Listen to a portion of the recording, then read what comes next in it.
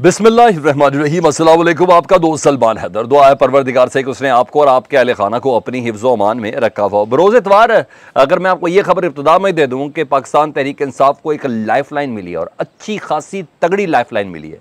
ये वो life line है जिसके ऊपर क्रैक डाउन भी नहीं हो सकता। ये वो लाइफ लाइन है कि जिससे तमाम जमातें जिससे मुतालिक बात करते हुए भी घबराती हैं। यहाँ जिस लाइफ लाइन का मैं आपको जिक्र करने जा रहा हूँ और ये जिस तहरीक की तरफ मामला जा रहा है, ये कौन सी बड़ी सपोर्ट पाकिस्तान तहरीक इंसाफ को मिली है और सियासी जमात की शक्ल में मिली है, सियासी शख्सियात की शक्ल में मिली है और ये इतना बामैनी मामला चल जाएगा, ये हमने डिटेल आपके साथ डिस्कस करनी है। दीगर कुछ और अहम खबरें, इत्तेहादियों की लड़ाई जो है ना वो अब बंदरबांट से ज़्यादा ऊपर चली गई है। अब कैश पे मामला आ गया, यानी असल चीज़ के ऊपर मामला आ गया। कैश क्यों नहीं है, हमें कैश क्यों नहीं दे रहे, अंदर बात क्या करते हो, बात क्या करते हो। पहले तो वो सीटों का था ना, चेयरमैन पीसीबी, चेयरमैन नादरा, फिर बात तर्जुमानों तक पहुंच गई, मगर अब लीडरान से आगे बात चली गई है। वो मैंने आपको बताना उसकी कुछ डिटेल्स। और शाहिद खाकान अब्बासी, जी हाँ, तैयारा साजिश केस का जो इमरान खान जो नवाज शरीफ साहब के ऊपर जो केस था, उसके अगर वादा माफ़ गवाह बन जाते हैं ना तो मामला बड़ा ख़राब हो जाता। तो इसलिए क़यादत का तो फड्डा है, इसलिए नवाज शरीफ साहब ने उनको लंदन बुलाया। उसकी कुछ इनसाइड डिटेल्स मेरे पास है। इमरान खान साहब का क्रैकडाउन कहाँ तक पहुँचा, जी हाँ, वो भी एक नेक्स्ट लेवल की तरफ जा रहा है। उसकी कुछ डिटेल्स, चीज़ें बहुत अहम होने जा रही हैं और वीलॉग मुकम्मल देखिएगा। ऑथेंटिक लगे तो चैनल सब्सक्राइब कर लीजिएगा ताकि आने वाले वक्त में मेरा और आपका राब्ता बहाल रहे। तहादियों की लड़ाई, जी मैंने कहा पहले तर्जुमान तक थी, अब तर्जुमान से आगे बढ़ गई, अब लीडरान आमने सामने आ गए। कल आपको सवात का बिलावल भुट्टो साहब का जो तकरीर तो याद है, तो उस तकरीर के बहुत से मुंदरजात मैंने आपके साथ शेयर किए। तो एक और दर्जा जिसका जवाब आया बाकायदा लीडरशिप, मुस्लिम लीग नून की लीडरशिप की तरफ से, अब किसी तर्जुमान की तरफ से नहीं, जी हाँ लीडरशिप, किसी स्टाफ अफसर की तरफ से नहीं, किसी मुशीर की तरफ से नहीं, जी हाँ लीडरशिप की तरफ से आया। उन्होंने कहा कि हुकूमत काबीना इजलास में बजट के हवाले से कुछ और बात करती है, मीडिया के सामने कुछ और बात करती है, यानी कमिटमेंट पूरी नहीं करती। हमसे बात कुछ और ली जाती है, राय कुछ ली जाती है, कुछ नहीं करता। ये बात आ गया माल का मामला। वज़ीर आला बलूचिस्तान पहले कह चुके हैं जी। शहबाज शरीफ साहब ने बड़ी तकरीरी तैराकी की, सैलाब में बड़े पाँचे पूछे ऊपर भी किए और लोगों के सरों पर शफकत के हाथ भी रखे और आटे भी तकसीम किए, सब किया। पैसों की बात आई तो वो पैसे अभी तक नहीं दिए। सैलाब आया, गुजर गया, सूख गया, सर्दी भी आ गई, गर्मी भी आए, अभी तक सैलाब ज़दगान को पैसा नहीं मिल सका। अब दूसरे सैलाब की तरफ जा रहे हैं, अब दोबारा ये सावन का महीना शुरू होने वाला है। तो उन्होंने कहा, वज़ीर आला बलूचिस्तान तो कह चुके हैं माल नहीं दे रहे, ठीक है, वो कहाँ लगा रहे हैं अभी आपको बता देता हूँ जी। उसके बाद दूसरा बिलावल साहब ने भी ये फड्डा डाला हुआ है। अब क्या काबीना के इजलास में क्या फैसले हो रहे हैं, बाहर क्या हो रहे हैं कि जी हमारे साथ जो वादे किए थे सिंध के हवाले से वो अभी तक आपने पूरे नहीं किए। सिंध में इतना बड़ा सैलाब आया, आपने अभी तक पैसा नहीं दिया, बजट के अंदर हमारे लिए पैसा नहीं रखा, कमिटमेंट आपकी कुछ और थी। तीसरा उनका ये था कि सरकारी मुलाजमिन की तनख्वाहें, पीपल्स पार्टी चाह रही थी कि 35% से ज़्यादा इसका इजाफा हो और इस सिलसिले में बाकायदा कमिटमेंट भी की गई थी, अंदर मान भी गए थे। लेकिन बजट इजलास में इसहाक डार साहब बिल्कुल इसका उल्टा चले। तभी बिलावल साहब ये कहते हैं कि अपने अंदर के लोगों से बात करें जी, अब जो आपके दाएं बाएं जिन्होंने कमिटमेंट की थी वो फैसला कोई नहीं कर पा रहे। तो बिलावल साहब ने अब पब्लिकली सवाल किया था तो उसका जवाब भी पब्लिकली आना था।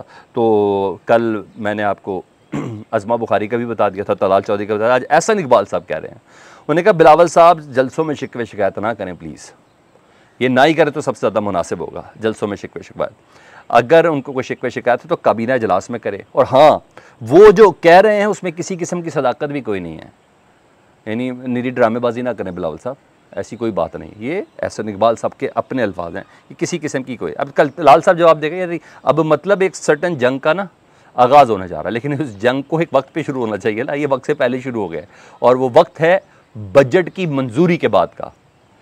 और इनको पता चल गया कि थोड़ी जल्दी होगी, जब जल्दी होगी तो सर उसी जंग को वक्त से पहले रोकने के लिए, क्योंकि बिलावल साहब ने सीधी सीधी वार्निंग दे दी, अगर आपने बजट का इजलास पास कराएं तो हमारे वादे पूरे करने पड़ेंगे, सीधा सीधा कह दिया ना उन्होंने। तो जब कह दिया है तो कल अहम तरीन इजलास प्राइम मिनिस्टर पाकिस्तान ने बुला लिया जी, और इस जंग को वक्त से पहले ख़त्म करने के लिए पहले पार्टी का इजलास बुलाया जाएगा, इन धमकियों के ऊपर गौर किया जाएगा कि भाई ये तो वक्त से पहले सारा मामला शुरू करने के चक्कर में। उसके बाद फिर काबीना का भी इजलास बुला लिया गया है। तो प्राइम मिनिस्टर हाउस अगर इजलास बुला रहा है, प्राइम मिनिस्टर हाउस बुला रहा है, तो पता चल रहा है कि टेंशन का अंदाज़ा लगा लें, सीरियसनेस का अंदाज़ा लगा लें कि काफ़ी ज़्यादा है। उधर शाहिद खाकान अब्बासी, मुस्लिम लीग नून के इख्तलाफात की मैं बात कर रहा हूँ ना, शाहिद खाकान अब्बासी नहीं मान रहे तो उन्होंने इक़्तिसादी कमेटी से भी इस्तीफ़ा दे दिया। जब दे दिया तो असल मसला है बेसिकली सर क़यादत का, क़यादत पे इख्तलाफ है मुस्लिम लीग नून के अंदर। एक ग्रुप शहबाज शरीफ को नहीं मानता, एक ग्रुप मरीम नवाज़ को नहीं मानता, और ये सारे ग्रुप नवाज़ शरीफ के क़यादत में अपने आप को इकट्ठा समझते हैं। इतनी तगड़ी आवाज़ें हैं, वो कहते हैं मुस्लिम लीग नून का बेड़ा गर्क करने में, एज अ पार्टी बेड़ा गर्क करने में मरीम नवाज़ साहबा का किरदार है। अपने वालिद की सियासत का बेड़ा गर्क करने में मरीम नवाज़ साहबा का किरदार है। जो गलत मलत बयानियाँ उन्होंने जिस तरीके से बनाए, पार्टी नीस्तो नाबूद हो गई। उसके बाद जो दूसरा ग्रुप कहता है कि शहबाज शरीफ साहब ने, शाहिद खक्कान अब्बासी को बना रहे थे ना वज़ीर आज़म, शहबाज शरीफ साहब ने अपनी वज़ारत उज़्मा बनाने के लिए ना जिस तरीके से हरकत व सकनात की और जिस तरीके से गवर्नमेंट ने जो प्लानिंग दी और जिस तरीके से पाकिस्तान की आवाम का जो हाल हुआ है, आटे का थैला 2800 रुपये का मिल रहा है, उसकी वजह से, और बिजली का जो कमियाबी है उसकी वजह से ना इन्होंने रही सही पार्टी की इज़्ज़त भी ख़त्म कर दी कि टिकट लेने वाले भी कोई नहीं, स्वाय किसी एक बड़ी गारंटी शारंटी के।